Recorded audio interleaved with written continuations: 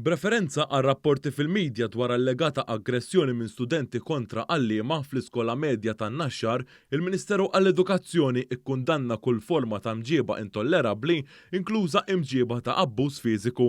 Il-Ministeru qal li f'każijiet bħal dawn u skont il-proċedura stabbilita, it-tmexxija tal-iskola tieħu azzjoni immedjata u l-passi immedjati li jkun hemm bżonn biex titratta dawn is-sitwazzjonijiet. Dawn jinkludu l-involviment dirett tal-amministrazzjoni tal-kulleġġ u l-kap tal-iskola fit-teħid ta' miżuri dixxiplinarji kif ukoll kuntatt ma' dipartimenti oħra fosthom is-servizzi għal ħarsien tat-tfal bl-involviment tat-tim psikosoċjali tal-iskola, l-school counselor u l-guidance teachers. F'dan il-proċess jiddaħħlu l-ġenituri u l-kustodji tal-istudenti li jkunu involuti. L-iskola tieħu ukoll azzjoni immedjata u studenti b'imġieba ta' sfida jingħataw kors dwar l-maniġjar tar-rabja, l-autodixxiplina u ħiliet oħra. Il-Ministeru qal li brabta ma' dan il-każ it-tmexxija tal-iskola baqgħet tissolverja kontinwament is-sitwazzjoni.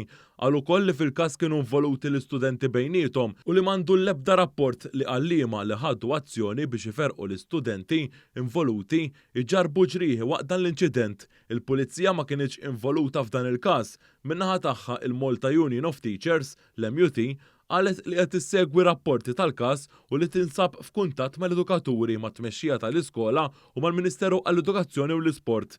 Il-Union qalet fi stqarrija li filwaqt li hija infurmata li ttieħdu passi minnu fih biex is-sitwazzjoni tiġi indirizzata u din l-azzjoni kienet tinkludi is-sapport u azzjoni dixxiplinarja talbet lill-Ministeru biex joffri sosten lill-iskola u lill-edukaturi l-oħrajn kollha fl-iskejjel biex ikunu jistgħu jindirizzaw l-imġieba ħażina u aggressiva min-naħa tal-istudenti.